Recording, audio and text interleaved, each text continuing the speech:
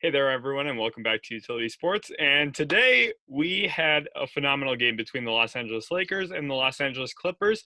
But before we jump into talking about that, I just want to remind all of you that are watching this video to hit that subscribe button if you haven't already. We're up over 1,100 subscribers and we're continuing to grow. So we'd love to have you guys a part of uh, the train here as we continue moving forward. And now talk about the Clippers-Lakers game. The Clippers led wire to wire. Lakers did not have a single lead. The final score was 116 to 109 with the Clippers coming out on top, obviously. And I think a lot of people owe Paul George an apology. The guy came out as a flamethrower tonight, quite frankly. He put up 33 points, was 13 of 18 from the field. I believe 6 rebounds, and I believe 4 assists as well. And the guy was lights out, coming off of pin down screens as a shooter, out of the mid-range area, back to the basket game. Was completely phenomenal. And I had him as the 9th best player in the NBA still. I received a little bit of flack for that. And this is why. When he's on, he's one of the best players in the league. He, quite frankly, doesn't have spots on the floor. He can hit from any spot on the floor at any given shot. He's a creative ball handler, a guy who can get his own look off whenever he wants to. And he did that tonight against Los Angeles Lakers. He was huge for the Clippers, scored 10 straight points for them to end the third quarter, 15 points in the third quarter. And when he came out of the game, Kawhi Leonard took over as well. Kawhi Leonard played really phenomenally on both ends of the floor. He was 10 for 26, not the best shooting night for him, just a tad under 40%. But defensively, as you know, his performance was great, as per usual. He took the best guy more often than not. And quite frankly, the Clippers looked really, really good. Luke Kennard only had 4 points tonight, but his impact is bigger than the box score shows. He's a guy who moves the ball, takes some of the playmaking pressure off of the other guys. Same with Nicholas Batum. Stat sheet doesn't really show out what his impact kind of had. Serge Ibaka, another guy who not necessarily on the stat sheet really had a phenomenal game, but when you actually sit down and watch, his impact for the Los Angeles Clippers was huge and will continue to be huge as we continue throughout the rest of this year. I had said that the Clippers got better this offseason. Not a lot of people seem to believe that. They thought the loss of Montrezl Harrell was going to hurt them. They have more versatility in their lineups. You're looking at a team that can run Kennard off the bench, maybe put him in the starting lineup, Batum off the bench starting lineup. You can interchange Ibaka and Zubats in a lot of lineups, possibly play the two of them together. And they looked really, really great again tonight. Patrick Beverley, showed out as a hustle player yet again. That's obviously what he's kind of made his money doing in the NBA. And quite frankly, a lot of people owe apologies to the Los Angeles Clippers, Paul George, Kawhi Leonard, and many others on that organization, quite frankly.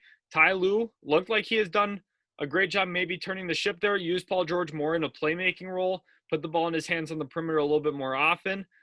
There's 2 critiques I have for that team right now at this point. They're a little switch heavy, and yes, I know they're switchable. They didn't have Marcus Morris tonight, and yes, they can switch. They've got a lot of perimeter defenders, but I feel like it just kind of diminishes the value on Kawhi Leonard and Paul George a little bit when you don't let them stick to the best guy consistently. If they just bring up a screen and you switch off of them, put a guy like Reggie Jackson, maybe Luke Kennard out on ball, you're getting, not a favorable matchup defensively when you have perhaps the best defensive player of all time out on the perimeter in Kawhi Leonard.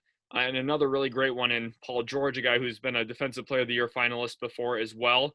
Obviously, Kawhi has won 2 of those. But quite frankly, Ibaka gives them that rim protection that they need to at the rim, and they got a great collection of perimeter defenders.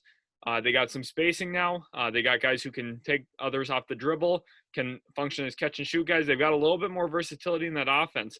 Now to the Lakers' perspective here, LeBron did his thing. Anthony Davis didn't really show out. He put up 18 points tonight. And quite frankly, you're going to have nights like this when you're Anthony Davis. He's a big. He doesn't really take off the perimeter pressure as much as you see other star players in the league you do usually. That's why the New Orleans Pelicans never really found a lot of team success with him. I've been a little critical of him for this. Not a lot of other people seem to think that way. I've even seen some people picking him for the MVP this year. I think that's a little outlandish. It's not going to happen. I'm sorry to break anyone's heart or burst their bubble on that, but that is just not what's going to happen. Quite frankly, you're looking at the Clippers coming into tonight. They had to watch the Lakers ring ceremony. They've heard the last 70 plus days now how much of a joke they are, how much of a bust they were last year. and that fueled them. They came out with fire tonight. They were up by 20 at the end of the first quarter. Second quarter got a little shaky. I don't really love the triangle offense for them as much as I thought I might. It seems a little clustered. I don't know if they really know what they're doing off ball yet at this point, if they have a set rhythm or set movements fully, but I think that's something they're going to play with. Maybe they'll figure it out. But quite frankly, the Clippers look great tonight. They showed that they are a contender in the NBA. People who don't think they are, don't understand basketball, don't know basketball. They quite frankly should have beat the Nuggets last year. I know they choked. They had a really tough end to the season for them last season, but this is a new year. They're an improved roster, better fits around their two best players, Kawhi Leonard and Paul George, with a new coach there that's going to empower Paul George to handle the ball more. They're going to manage those minutes a little bit better so that the two of them can kind of coexist a little bit easier offensively. And quite frankly, when you look at a closing lineup, a lineup of Serge Ibaka, Kawhi Leonard, Paul George, Patrick Beverley, Luke Kennard, or you can even interchange Lou Williams in there for one of those guys. That's a dangerous lineup, and you can't overlook that lineup. I do want to talk about Dennis Schroeder. He did look really good in his Lakers debut. He had, I believe, 14, 10, and 8. So right on triple-double watch. He looked really nice next to Montrezl Harrell.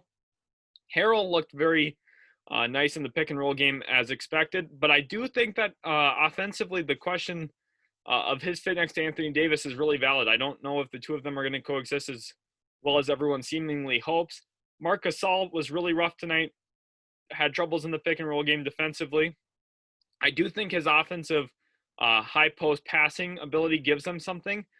There's something they badly need to when LeBron's off the floor. They don't really have that go-to playmaker. You say maybe it's Schroeder. I don't know if that's consistent enough, but having maybe Schroeder and Gasol together gives you that. But defensively, that's kind of rough in the pick and roll game. It's kind of, I don't know, it's going to be something worth monitoring, I guess, as the season goes on. But I just, again, want to reiterate, people who are bashing Paul George, especially Paul George, I mean, there's a lot of memes, and I understand it. He played really poorly. But at the same time, that was an 11 or 13 game sample size. The playoffs last year that the Clippers were in was 13 games. If you're going to judge Paul George's career off of 13 games, you need to stop talking basketball. I'm going to be completely honest. It's fine to joke about it. I totally get it. You know, the whole pandemic P thing. I joke about that. That's fine. That's, you know, completely okay. You can joke, but if you actually let it impact how you think about him as an overall player, you just need to stop talking hoops, to be completely honest. Him and Kawhi Leonard are two top 10 players in the world.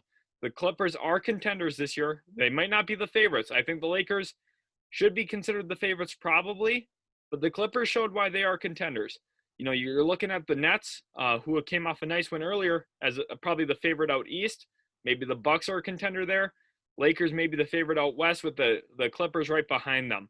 I don't see really any other way to look at it. The Clippers are a phenomenal team. They got better this offseason, and they showed it here on night one. Obviously something they did last year when they beat the Lakers in Staples Center. Again, they do it tonight.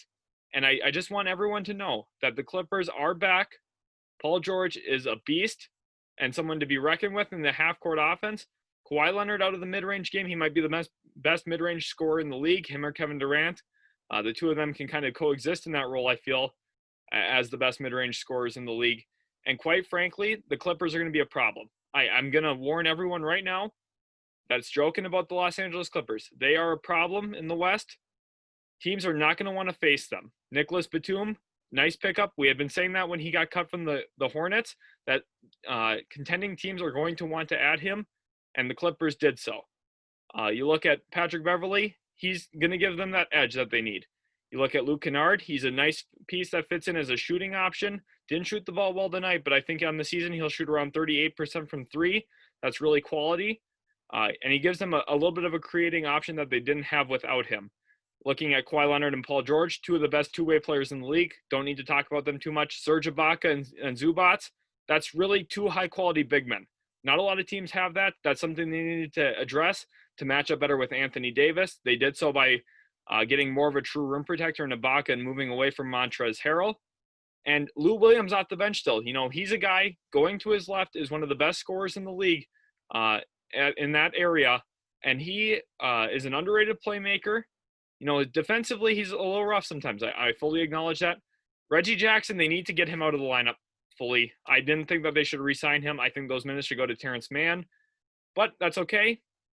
Quite frankly, your third point guard doesn't really define championship or not. I don't think that'll be a problem for them.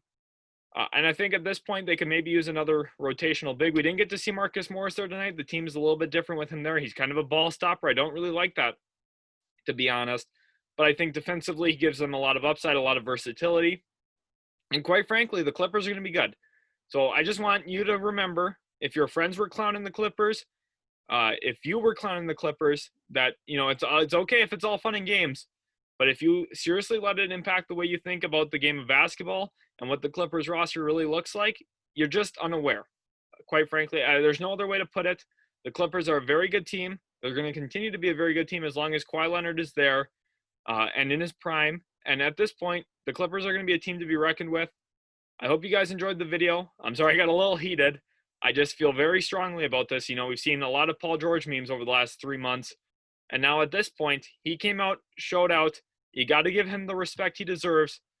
He was the best player on the floor tonight, to be completely honest. He had the best performance out of LeBron, Anthony Davis, Kawhi Leonard. Not a lot of players can ever say that they have had that kind of success in a game, and Paul George did tonight. And I think this season he'll continue to be a really successful player, albeit probably, not shooting 13 of 18 from the field. But I think ultimately he's going to have a really great season. I think Ty Lue's going to put him in positions where he can handle the rock more, maneuver the pick and roll. That's really his greatest strength offensively. And ultimately, he's going to be a high impact player, an all-star level player, and maybe even an all-NBA player again this season on the wing for the Los Angeles Clippers alongside running mate Kawhi Leonard.